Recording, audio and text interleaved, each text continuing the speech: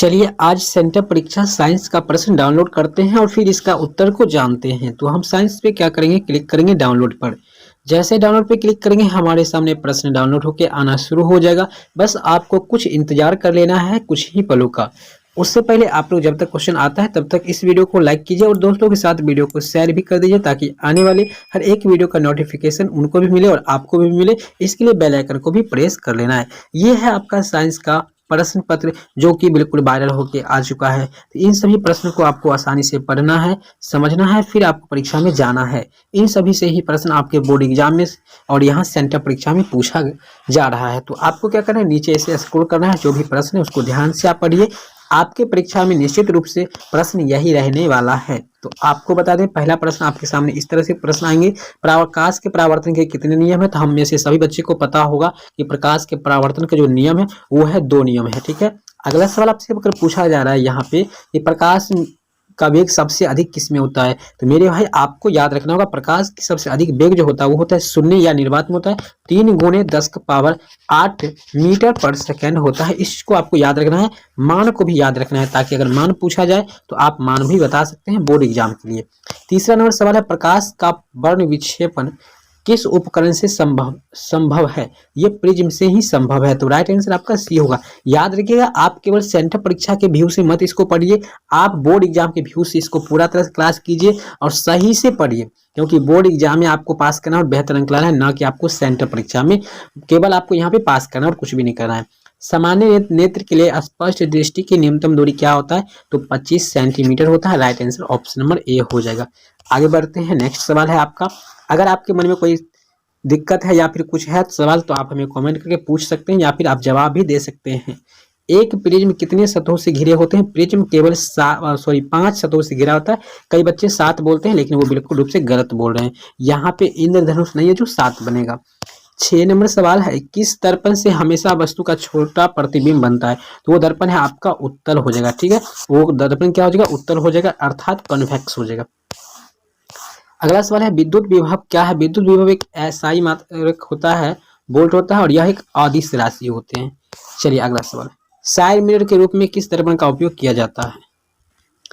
तो गाड़ियों के साइड मिरर के रूप में जो हम लोग यूज करते हैं वो दर्पण होता है उत्तल। ठीक है, उत्तल दर्पण की बात होता है। मिरर यहाँ पे दिया गया है तो आप घबराइएगा नहीं, मिरर का मतलब होता है आपका दर्पण होता है, तो इसमें घबराने की आवश्यकता नहीं है।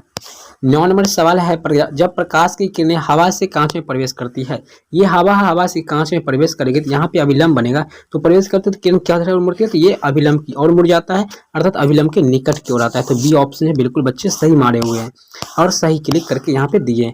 चुंबकीय क्षेत्र का एसआई मात्रक क्या होता है, टेस्ला होता है, जो कि टिक लगा हुआ है, आप पढ़ लेना है, टेस्ला हो जाएगा।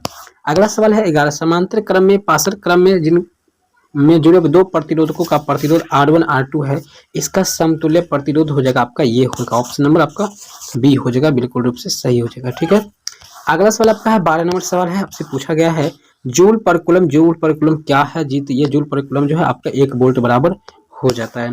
13 है, दूरदृष्टि दोष वाले नेत्र साफ देख पाता है, दूर की ही वस्तु को देख पाता है, नजदीक की वस्तु उसको साफ दिखाई नहीं पड़ता है। आपको देखिए बता देते हैं कि आप ये सभी के सभी प्रश्न पढ़ के जाइए, 100% सभी के सही जवाब है, एक भी सवाल आपको गलत देखने को नहीं मिलेगा। जो सवाल पे हमें डाउट होगा हम बोल देंगे भाई इस सवाल हमें डाउट है, आपको अगले वीडियो में या फिर मैं नेक्स्ट आपको कमेंट करके बताऊंगा। तो हमारे घर में जो प्रयुक्त होता है विद्युत धारा होता है उसमें 220 प्रत्यावर्ती धारा होता है, वहीं हर्ज के रूप में पूछा जाए तो 50 हर्ज होता है। ठीक है, इसको हर्ज में बदलने के बाद आ जाएगा। 15 नंबर सवाल है, लघु पतन के समय विद्युत धारा का मान क्या होता है, अधिक हो जाता है, बहुत अधिक बढ़ जाता है। तो राइट आंसर सी हो जाएगा।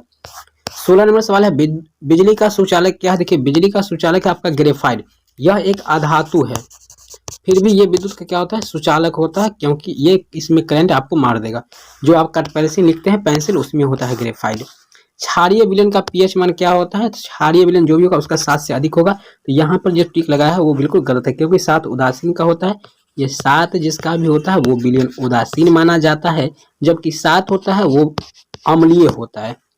चलिए 18 नंबर सवाल है, आपसे पूछा गया है निम्नांकित में कौन विजातीय यौगिक है। विजातीय का सबसे अलग यौगिक है वो है आपका खड़िया। खड़िया है, सॉरी यहाँ पे प्लास्टर ऑफ पेरिस हो जाएगा। प्लास्टर ऑफ पेरिस हो जाएगा, ये हो जाएगा डी ऑप्शन हो जाएगा, ठीक है, क्योंकि ये सभी का सूत्र सेम होता है और ये सबसे अलग जो है आपका प्लास्टर ऑफ पेरिस है। डी आंसर कंफर्म सही हो जाएगा। चलिए 19 नंबर, बेकिंग सोडा का सूत्र क्या होता है? तो प्यारे दोस्तों बता दें, बेकिंग सोडा का मतलब होता है खाने वाला सोडा। खाने वाला सोडा का सूत्र होता है NaHCO3 हो जाता है, याद रखिएगा NaHCO3। ऑप्शन नंबर ए जो है आपका कंफर्म सही है।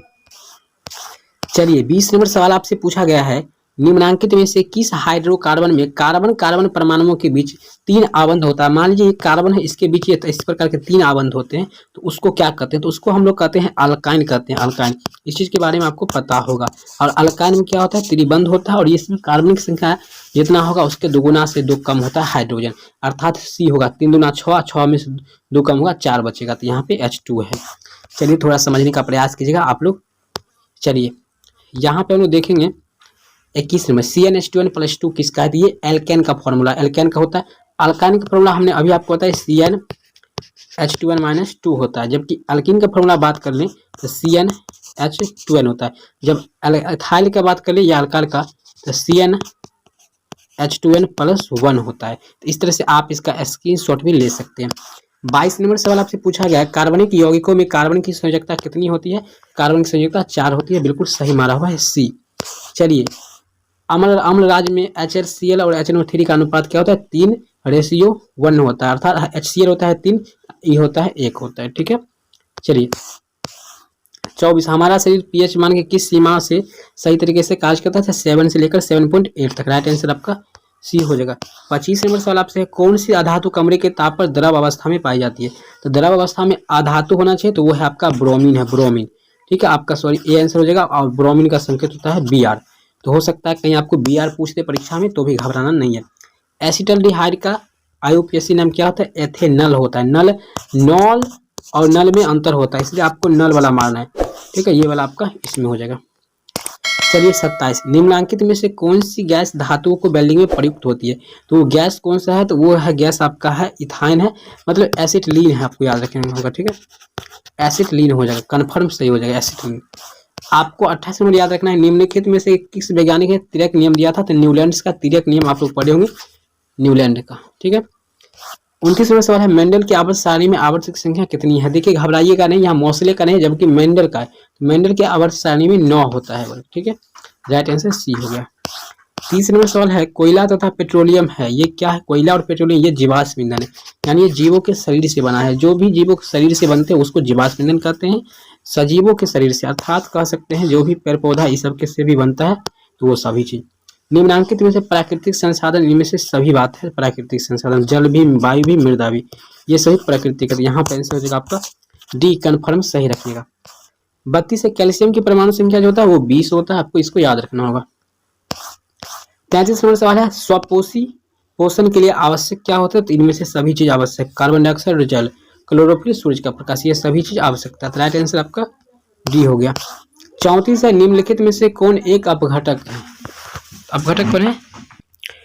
34 नंबर सवाल आपसे पूछा जा रहा है कि निम्नलिखित में से कौन एक अपघटक है? देखिए अपघटक वही जीव होते हैं जो छोटे छोटे टुकड़ों में बांट देते हैं जीवों के शरीर को, जो भी चीज मर जाते हैं उसको, तो वो चीज हो गया आपका बैक्टीरिया, यानी जीवाणु और कवक होता है, ना कि शैवाल होता है। तो आप लोग घबराइएगा नहीं, जीवाणु को ही बैक्टीरिया कहा जाता है अंग्रेजी में। चलिए 35 नंबर सवाल आपसे पूछा गया है, एकलिंगी पुष्प का उदाहरण कौन सा है? देखिए एकलिंगी जिसमें एक जननांग होता है वो है आपका पपीता। राइट आंसर ए हो गया, पपाया। 36 है, मेंडल ने अपने प्रयोग में किस पौधों का चयन किया था? सभी को पता होगा, मटर, साधारण मटर। ऑप्शन में साधारण मटर भी रहेगा तो साधारण मटर ही मारना है। अगला है आपका 37, जीव किस प्रक्रम द्वारा अपनी संख्या में वृद्धि करते हैं? तो वह है जनन, अर्थात प्रजनन या रिप्रोडक्शन। चलिए अगला सवाल है आपसे पूछा गया है, नर युग्मक और मादा युग्मक के संलयन को क्या कहते हैं? हम लोग निषेचन कहते हैं, अर्थात हम लोग फर्टिलाइजेशन। बी ऑप्शन हो, सॉरी डी आंसर हो जाएगा आपका, ठीक है। डी आंसर हो जाएगा फर्टिलाइजेशन हो जाएगा। चलिए आपका 40 नंबर, 39 स्त्री केसर का आधारीय भाग क्या कहलाता है? आधारीय भाग जो होता है वो आपका वर्तिका कहलाता है, यानी बीच, यानी आधार। सॉरी यहाँ पे देखिए डाउट में, इसको हम छोड़ देते हैं। आपको 40 प्रश्न ही बनाना है तो आपको 40 ही बनाना है। कौन सा रक्त समूह सभी समूह से रक्त ले सकता है? वो है AB। इसको कहा जाता है सर्वग्राही, यानी ये सभी से रक्त ले सकता है, लेकिन देगा तो केवल देगा ये AB को ही देगा। 41 है, मेंडल के प्रथम नियम कौन है? मेंडल का स्वतंत्र, यहाँ पृथक नियम हो जाएगा। आपका ऑप्शन नंबर यहाँ पे बी हो जाएगा, ठीक है। चलिए मात्र आपको 40 प्रश्न ही बनाना है, तो आपको घबराने की आवश्यकता नहीं है। इसमें से 40 प्रश्न ही आपको बनाना है। निम्नलिखित में से कौन पुनरुद्ध भवन का एक उदाहरण है, तो वो हो जाएगा आपका यहाँ पे इनमें से कोई नहीं। पुनरुद्ध भवन के लिए इनमें से कोई नहीं, स्पाइरो गैरा हो जाएगा लगभग। ठीक है, यहाँ पे बाकी आपको विशेष क्वेश्चन नहीं देखना है, यहाँ पे बहुत सारा क्वेश्चन है तो आपको देख लेना है। अब हम बात करते हैं कैसे आपको डाउनलोड करना है। तो इसके लिए आपको क्या करना है, गूगल पे चले आ जाना है। गूगल पे आ जाएंगे आप, इस सभी प्रश्न को आप डाउनलोड कर सकते हैं, साइंस के अलावा अन्य विषय का भी। और आप क्या कर सकते हैं, इस वेबसाइट का नाम आप सर्च कर सकते हैं, माधव NCERT क्लासेस। आपके सामने हम इस सभी प्रश्न को डाउनलोड करेंगे, आप देखते रहिए। देखिए यहाँ पे क्लिक करने के बाद हमारे सामने ऐसा पेज ओपन होकर आएगा। हम सिंपली क्या करेंगे, यहाँ पे देखिए बहुत सारा ऑप्शन है, तो हम लोग पहला वाले ऑप्शन पे क्या करेंगे, ऊपर में ये ग्रीन कलर का जो है लोगो, उस पर क्लिक करेंगे। क्लिक करने के बाद अब हम लोग को कहाँ पे जाना होगा, तो मॉडल पेपर के अंतर्गत जाना होगा, या फिर आप यहाँ से भी डाउनलोड कर सकते हैं नीचे। लेकिन आपको सबसे बेहतर होगा कि आप मॉडल पेपर के अंदर जाएंगे तो आपको सभी विषय का प्रश्न मिल जाएगा। तो मॉडल पेपर पे क्लिक कर देना है। जैसे मॉडल पेपर पे आप क्लिक करेंगे, अब आपके सामने ऐसा ऑप्शन खुलकर आ चुका है, जिसमें आप देख रहे हैं यहाँ पे साइंस आंसर के आप डाउनलोड कर सकते हैं। यहाँ से आप क्वेश्चन लिंक आप यहाँ पे है, सोशल साइंस आप कर सकते हैं, यहाँ से आप हिंदी कर सकते हैं। तो सभी के सभी विषय यहाँ पर दिया जा चुका है, जो नहीं दिया वो यहाँ पे दिया जा रहा है। तो आप लोग आकर के बार बार यहाँ चेक कीजिए। चलिए हम साइंस वाले पे क्लिक कर लेंगे। साइंस वाले पे जैसे क्लिक करते हैं, हमारे सामने ये प्रश्न खुलकर आ चुका है। PDF के रूप में आपको डाउनलोड करना है, तो नीचे आ जाना है। नीचे आप जो भी विषय आपको डाउनलोड करना है उस विषय पे क्लिक करेंगे, आपके सामने सिंपली डाउनलोड हो जाएगा। 100% आपको कह सकते हैं ये डाउनलोड हो जाएगा।